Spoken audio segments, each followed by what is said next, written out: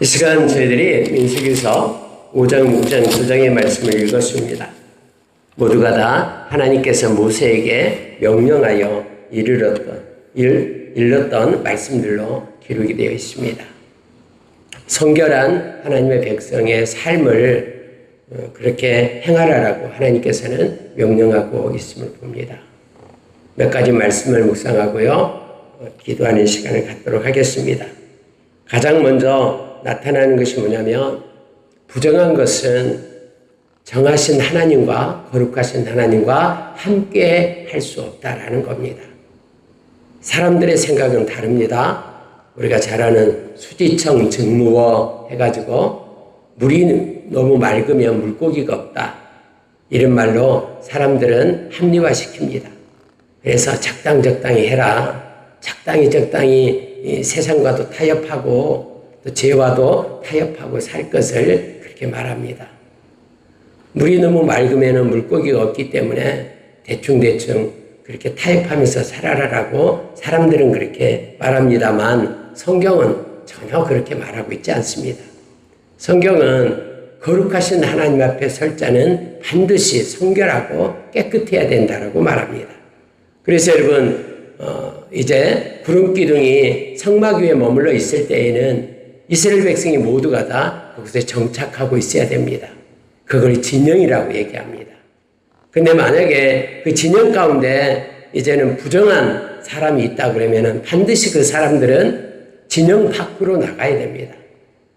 이스라엘 백성들이 모두가 다 동서남북 세 지파씩 12지파가 성막을 중심으로 이렇게 장막을 치고 살고 있잖아요. 멈출 때는. 그러면은 이 장막을 친 이 진영이, 그것이 곧 하나님의 진영이 되는 거예요. 그것은 하나님의 영이 돌아다니면서 성령님께서 보호하시는 곳입니다. 거룩한 영이 돌아다니는, 그렇게 운행하는 곳에 부정한 것이 있어서는 안 돼서, 오늘 말씀에 보면은 남녀를 막론하고 다 진영 밖으로 내보내어 그들이 진영을 더럽히게 하지 말라, 내가 그 진영 가운데에 거하느니라. 그러니까 하나님이 거하고 계시는, 임재하고 계시는 그곳에 조금이라도 더럽고 부정한 것이 있으면서 함께 거할 수가 없다라고 말합니다. 왜냐하면 거룩이 올 때 그들은 죽음을 당하기 때문에 그렇습니다. 그래서 오늘 부정한 그런 모습으로 있는 이들은 그 기간 내까지 진영 밖으로 나가야 됩니다. 그래서 여러분, 그때 당시 나병 환자들이 함께 거주할 수가 없는 거예요. 진영 밖에 나가서 따로 살아야 됩니다. 깨끗해질 때까지. 유출병이 있거나 또는 부정한 것들을 만졌거나 시신을 접했거나 할 때는 그 정한 기간까지 밖에 나가서 진영 밖에 있어야 돼요. 이것은 우리에게 중요한 것을 가르쳐 줍니다. 하나님은 절대로 죄와 타협하지 않습니다.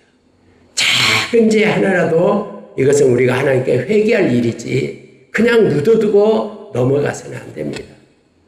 어렸을 때 저희 할머니가 했던 말이 생각이 납니다. 절대로 몸에 있는 고름이 살이 되지 않는다.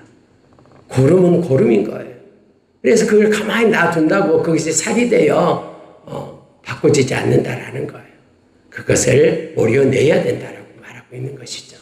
성경에 곳곳에 보면은 아무리 적은 죄라도 그건 부정한 거예요. 그래서 우리가 예수의 보혈을 믿고 하나님 앞에 회개하는 자로 이렇게 설 것을 성경은 말씀해 줍니다. 만일 우리가 우리 죄를 자백하면 저는 미쁘시고 의로우사 우리의 죄를 사하시며 모든 불의에서 우리를 깨끗게 하실 것이라고 우리 주님께서는 말씀으로 요한일서 1장 9절에서 약속해 주셨습니다. 그래서 우리가 말씀을 의지하고 예수의 보혈로 회개하며 주님의 임재 가운데 있기를 원합니다. 그래서 죄가 있는 곳에는 주님의 임재하심이 없고요, 오히려 주님의 임재가 있을 때에 죄 있는 이들은 그것으로 인하여 하나님의 심판에 이르게 됨을 알게 합니다. 여러분, 두 번째 나타나는 것이 뭐냐면요, 성경은 죄의 값을 하나님 앞에 지불할 것을 말하고 있어요. 그래서 여러분, 사람이 남자나 여자나 모든 사람이 똑같습니다. 6절에 보니까요, 이스라엘 자손에게 이르라, 남자나 여자나 사람들이 범하는 죄를 범하여 여호와께 거역함으로 죄를 지었으면 그 지은 죄를 자복하고 그 죄값을 온전히 갚되 5분의 1을 더하여 그 죄를 지었던 그 사람에게 돌려줄 것이요.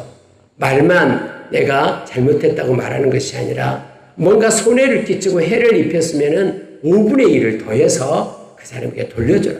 그래야지만이 진정성으로 자기가 죄를 회개하는 것이 나타난다고 말하고 있는 거예요. 근데 만약에 내가 돌려주려고 했는데 몇십 년이 지났어요. 근데 죄가 생각나는 거예요. 남의 걸 훔쳤던 죄가 생각나는 거예요. 그럼 그 친구에게 돌려줘야 되잖아요. 늦었지만. 그래서 돌려주려고 하는데 아니 그 친구가 세상을 떠나고 없어요. 옳지 잘 됐다. 세상을 떠났으니까 돌려줄 게 없다가 아니라 그의 가족, 그의 친척에게 돌려주라라는 거예요. 아니 근데 가족도 없고 친척도 없는 거예요. 그러면은 하나님 앞에 드려라라고 말합니다. 제사장에게 드릴 것을 요청하고 있는 거예요. 그래서 여러분 우리가 죄로 인하여 누구에게 손해를 끼치다라는 것은 그것이 깨닫게 되면은 내가 진짜 뉘우친다는 진정성을 가지고 그것뿐만 아니라 그것에 20%를 더해서 돌려줄 것을 요청하고 있는 것이죠. 하나님 그렇게 말씀하셨습니다. 그래야지만이 그가 입술로만 죄를 그렇게 용서해 달라고 고백하는 것이 아니라 실제 삶으로 그가 진정을 가지고 고백하고 있구나라고 인정한다라고 성경은 말하고 있어요. 또 하나가 있습니다. 이제 아내의 간통을 밝히는 절차, 의심의 법이 기록이 되어 있어요. 근데 여러분 성경은 여기에만 기록이 되어 있습니다. 그러면 이스라엘 백성이 그렇게 자기 부인 또 여인이 그렇게 강간하고 간통하는 것이 의심이 되는데 그럼 이러한 법들을 갖다가 역사적으로 행했는가? 다른 성경에는 나타나고 있지 않아요. 이런 법을 실제로 행했는지는 나타나 있지 않지만 하나님께서 모세에게 명령한 의심의 법은 이렇게 기록이 되어 있음을 보게 됩니다. 이 말은요, 하나님은 다 알고 계신다라는 거예요.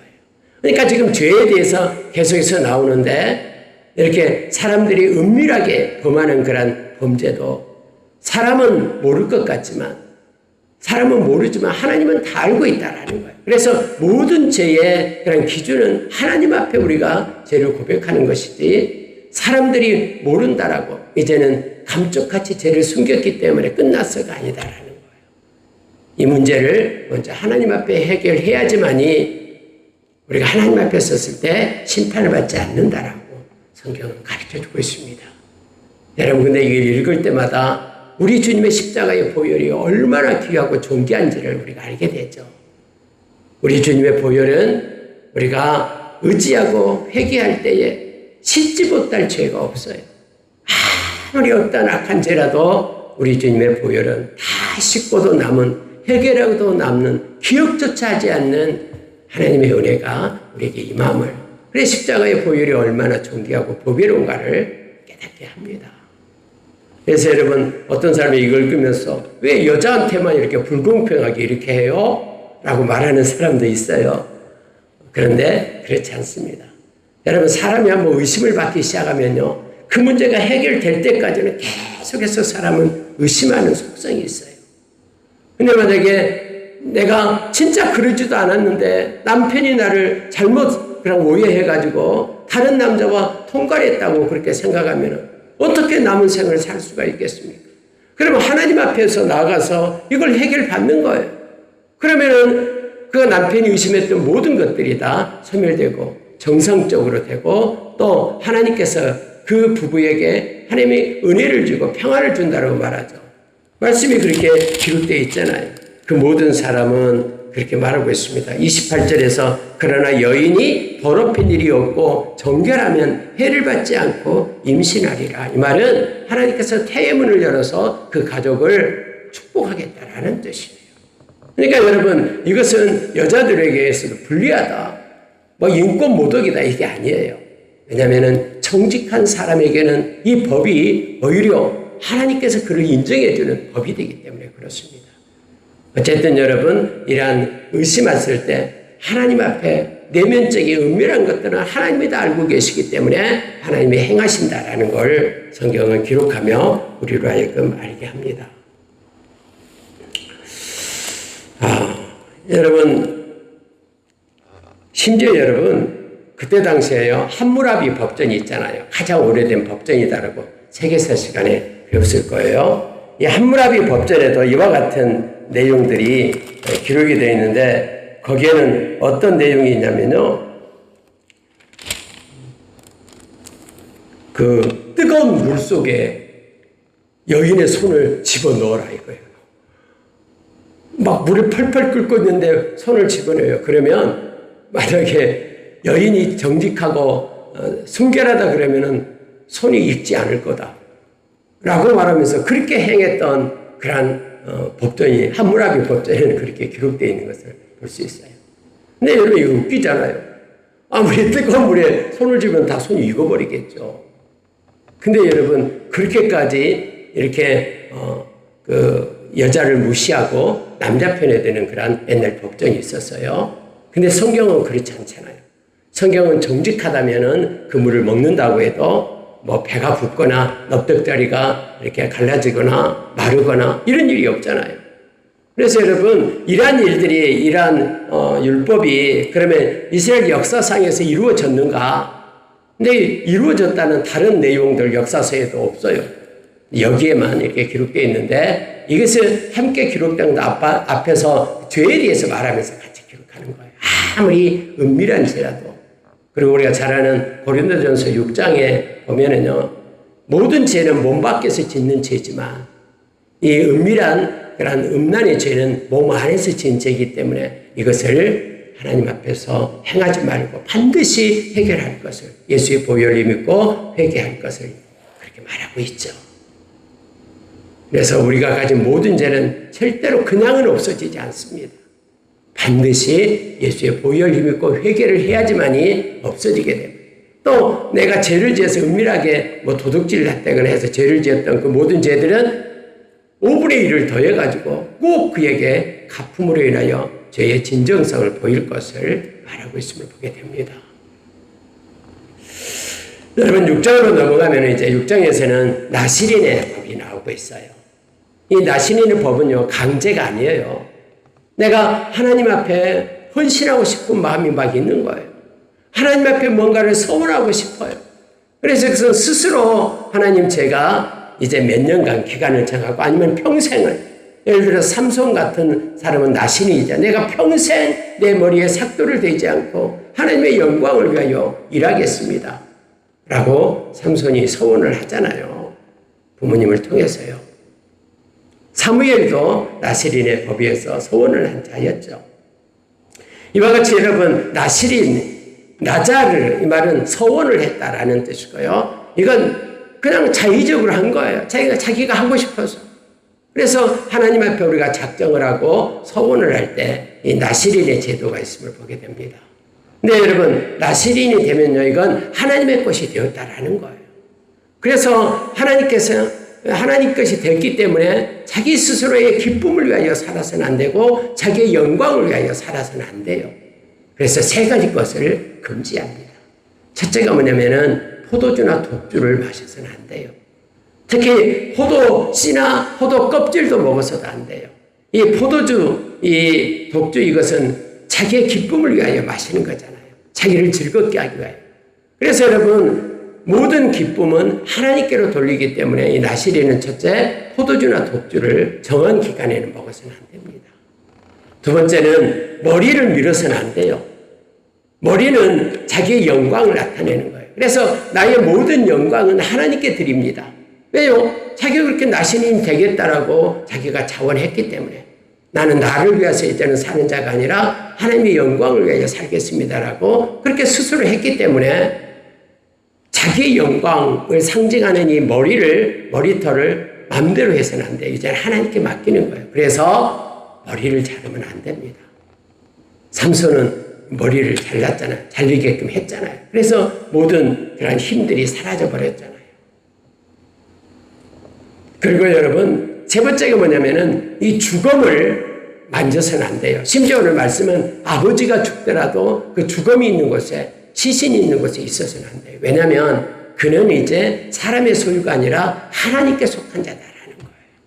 그래서 죽음은 죄의 결과로 나타나는 것이기 때문에 하나님 거룩하신 하나님 앞에 서는 것은 죄 없는 그래서 시신을 만져서는 안 돼요. 만약에 갑자기 있는데 누군가가 옆에서 갑자기 쓰러져 죽어버렸어요. 그러면 지금까지 지켜왔던 것은 무효예요. 내가 만약에 10년을 갖다 나신으로 살겠습니다 했는데 이제 9년간 그렇게 살았어요. 1년만 더 하면 이제 끝나요. 그런데 갑자기 옆에서 누가 죽어버렸어요. 그러면 시신을 같이 했잖아요. 그러면 9년간 했던 것이 무효예요. 그리고 처음부터 다시 10년을 해야 됩니다. 하나님하고 약속한 것은요, 거룩하신 하나님과 약속한 것이기 때문에 절대로 그게 변개되서는 안 되죠. 그래서 이런 나시리는 스스로 하나님께 영광을 돌리기 위해 한 거예요. 여러분, 사도 바울이 우리가 잘 아는 2차 전도여행을 마치고 고린도 교회에서 나와서 갱그레아에 가서 그가 머리를 밀죠. 나시린의 기간을 멈춘다 했으면은 하나님 앞에 이제는 머리를 밀어요. 삭발을 하면서 이제는 마침을 표시해요. 근데 사도 바울이 머리를 밀면서 하나님 앞에 나시린의 서원을 했던 것을 성경은 말해주고 있죠. 그래서 여러분, 이것은요, 은밀하게 우리가 하나님과 약속한 것, 이것들은 그냥 쉽게 우리가 저버려서는 안 됩니다. 하나님 앞에 약속한 것은 끝까지 진실하게 하나님 앞에 서는 자로 되어야 된다라는 걸 성경은 우리에게 말해줍니다. 자, 여러분 18절을 한번 보세요.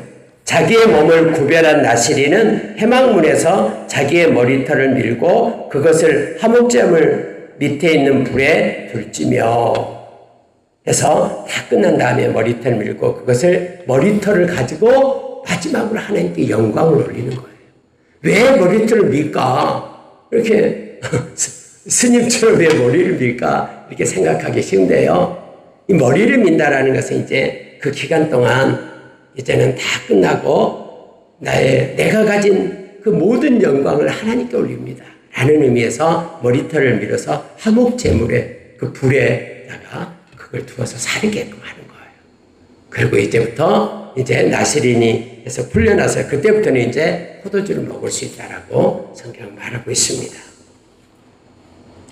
자, 21절에 보면은요, 이는 곧 서원한 나시린이 자기의 몸을 구별한 일로 말미암아 여호와께 헌물을 드림과 또 행할 법이며 이외에도 힘이 미치는 대로 하려니와 그가 서원한 대로 자기의 몸을 구별하는 법을 따라 할 것입니다. 이게 무슨 뜻이냐면요, 그럼 내가 이미 서원을 했는데 막 더 하고 싶어요. 하나님께 더 헌신하고 싶어요. 그럼 더 헌신해도 된다라고 말하고 있는 거예요. 근데 헌신을 하되 자기 마음대로 헌신을 하면 안 된다라는 거예요. 하나님께서 정한 법에 따라서 이 얘기예요. 서원한 대로 자기의 몸을 구별하는 법을 따라 할 것입니다. 아무리 자기가 자원하는 마음으로 한다고 해도 하나님께서 정한 법에 따라, 말씀에 따라서 행할 것을 말하고 있습니다. 그래서 여러분요, 저와 여러분이 뭐 하나님께 모든 걸 다 드리고 뭐 한다고 해도요, 하나님께서 구별하는 법에 따라 해야 된다라고 성경은 말하는 거예요. 그래서 모든 하나님의 사람은 다 하나님의 말씀 아래에 있음을 기억을 해야 됩니다. 법 위에 있어서는 안 돼요. 그러면 법 위에 있다라는 것은 하나님보다 더 높아졌다라는 거예요. 그래서 이건 하나님 앞에 가증한 것이 되는 것입니다.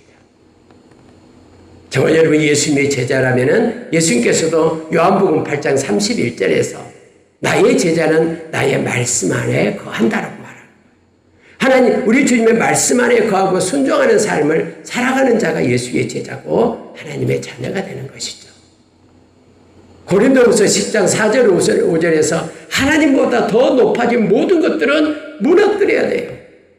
심지어 생각이 하나님의 말씀보다 높이 있다면 그 생각을 사로잡아서 말씀 아래에 순종시켜야 된다라고 우리에게 말하는 거예요. 아무리 공산주의가 어쩌고 뭐 이슬람이 어쩌고 해서 그들의 철학과 이념 이것들이 말씀보다 위에 있다 그러면은 다 꺾어서 말씀 아래로 무너뜨려야 되는 거예요. 말씀보다 앞서서는 안 됨을 성경은 말해주고 있습니다. 우리가 하나님 앞에 서서 심판을 받을 때도 예수님 말씀했잖아요. 말씀이 너희를 심판하게 될 거다. 그 기준이 바로 말씀이기 때문에 그래요. 그래서 우리가 늘 말씀을 가지고 살아가는, 말씀이 있어야지 우리는 하나님을 경외할 수 있어요. 그래서 하나님께 영광을 돌리는 삶을 살죠. 말씀이 있어야 우리는 겸손해질 수 있고 우리의 생각과 우리의 행함의 중거점을 가지고 살아갈 수 있는 거예요. 하나님께서는 오늘 아무리 이렇게 서원을 더하고 뭔가 더 드리고 싶어도 말씀에 따라서 행하라라고 정한 말씀을 가지고 살 것을 요청하고 있습니다. 말씀을 마치겠습니다. 하나님께서는 너무너무나 중요한, 제가 너무너무나 또 좋아하고 이 말씀 가지고 저도 이제 이렇게 권속들을 위해 기도할 때 이 말씀의 축복을 합니다. 이게 제사장의 축복이에요. 민수기서 6장 27절부터 마지막 절, 아니 24절부터 27절까지 있는 이 말씀이요. 세 가지 축복이죠. 제사장은 이렇게 축복해라. 여러분과 제가 제사장이에요. 그래서 우리 자녀들을 이 세 가지로 축복합니다. 첫째는 뭐냐면 하나님의 지키심이에요. 24절입니다. 여호와는 내게 복을 주시고 너를 지키시기를 원하며. 여러분, 하나님이 우리를 지켜주면 누가 우리를 해할 자가 있겠습니까? 아니, 하나님의 방패를 누가 뚫을 수 있겠습니까? 하나님께서 우리를 산성이 되어주셔서 지키시는데 누가 산성을 넘어서 하나님의 것을 약탈해 가겠습니까? 그래서 하나님 지키심의 복을 달라고 기도를 하는 거예요. 두 번째는 여러분, 은혜를 베풀어 달라고 기도를 합니다. 이게 25절이에요. 여호와는 그의 얼굴을 내게 비추사 은혜 베푸시기를 원하며. 하나님 우리 자녀에게 얼굴을 비춰주십시오. 그리고 하나님의 은혜를 베풀어 주십시오. 여러분, 하나님의 은혜는 하나님의 활동이다 그랬죠. 하나님이 개입하셔서 그 일에 개입하셔서 우리의 가정에 개입하셔서 하나님 활동해 주십시오. 이게 은혜예요. 내가 막 활동하고 내가 해결하고 내가 하는 것이 아니라 하나님만이 주실 수 있는 것으로 하나님이 행해 주십시오. 그래서 은혜를 구하는 것이 중요합니다. 세 번째는 26절에서 여호와는 그 얼굴을 내게로 향하여 드사 평강 주시기를 원하노라. 여러분, 하나님이 공급되지 않는 평강은요, 가짜 평강이에요. 우리 주님께서 요한복음 14절에서 내가 주는 평안은 세상이 주는 것과 같지 않다라고 말씀하셨죠. 하나님이 주신 평안은요, 세상이 주는 것과 다릅니다. 근데 우리가 빌립보서 4장 6절에서 우리가 기도할 때 아무것도 염려하지 말고 모든 일에 기도와 간구로 감사함으로 하나님께 아뢰을 때 모든 지각에 뛰어난 하나님의 평강이 우리의 마음과 생각을 지켜준다라고 예수 그리스도 안에서 지켜준다고 약속했잖아요. 그래서 하나님의 평강을 우리가 기도로 구해야 됩니다. 하나님의 평강이 우리에게 임하면 아무리 세상이 요동하고 아무리 두려움과 염려, 근심, 의심이 우리를 에워싼다고 해도 우리의 마음은 평안 가운데 있고 주님의 기쁨 가운데 있게 되는 거예요. 하나님의 지키심과 은혜와 평강을 늘 구하는 저와 여러분 되기를 원합니다. 성경은 이렇게 약속해요. 27절요. 그들은 이같이 내 이름으로 이스라엘 자손에게 축복할지니 내가 그들에게 복을 주리라 라고 말합니다. 우리 주님도 동일하게 요한복음 14절 14절에서 내 이름으로 무엇이든지 내게 구하면 내가 행하리라. 지금 약속해 주셨습니다. 그러나 정욕으로 쓰려고 잘못 구하지 말라라고 말하죠. 그건 너에게 해가 되기 때문에 하나님이 주지 않겠다라는 거예요. 어린아이가 칼을 구하는데 나 그 칼을 가지고 나를 미워하는 사람들을 다 죽이겠습니다. 나에게 큰 잘 드는 칼을 주세요. 그 칼을 주겠습니까? 자기 손을 베죠. 그래서 여러분, 하나님께서는요, 우리가 우리의 가진 바 담대함이 이것이다라고, 저 그의 뜻대로 무엇인지 구하면은 그가 주시겠다라고 약속하셨어요. 우리가 말씀으로 구하면서 하나님이 주시는 걸 가지고 이 땅에서 하나님의 영광을 위하여 아름답게 사용하는 하나님의 지키심과 은혜와 평강을 구하는, 저주를 구하지 말고 지키심과 은혜와 평강을 구하는 우리가 되기를 원합니다. 그러면은 그것을 받을 만하면 그에게 분명히 하나님은 허락하실 겁니다. 그러나 그들이 받지 못한다 그러면은 기도하는 자의 몫이 됩니다. 그것이 기도하는 자에게로 돌아오게 됨을 영적 원리로 성경 우리에게 가르쳐 줍니다. 함께 기도하겠습니다. 하나님 아버지 감사합니다. 은밀한 가운데 보시는 주님을 찬양합니다. 하나님 우리가 회개하라고 말씀하셨고 자복하고 진실되게 회개하면 동이 서에서 먼 것처럼 우리의 모든 죄를 말갛게 지워주시고 아버지는 눈보다 더 희게끔 기억하지 않는다라고 말씀해 주셔서 감사합니다. 예수님의 보혈이 우리의 모든 죄를 사하고 우리가 하나님의 보좌에 나아갈 수 있는 의로운 자로 입혀주심에 감사합니다. 하나님 아버지, 우리가 하나님께 영광 돌릴 때 나시린의 삶을 말씀을 따라 잘 지키게 하여 주시고 하나님이 주시는 것으로 하나님께 속한 자로 거룩한 자로 살아가게끔 하나님의 은혜 베풀어 주십시오. 우리에게 제사장에 보여주셔서 감사합니다. 하나님의 얼굴을 하나님 우리의 기도 가운데 그들에게 돌이키사 하나님의 지키신가 은혜와 평강을 구하는 우리 되도록 역사하여 주십시오. 주님 감사합니다. 열방만스크스크 모든 권속들 하나님 함께하여 주시고 함께 원격으로 예배하는 그들에게도 동일한 복을 허락해 주시옵소서. 우리는 세상에 속한 자가 아니라 하나님께 속한 자임을 감사드립니다. 기도의 종들로 우리 모두를 세워 주시옵소서. 예수님 이름으로 기도합니다. 아멘.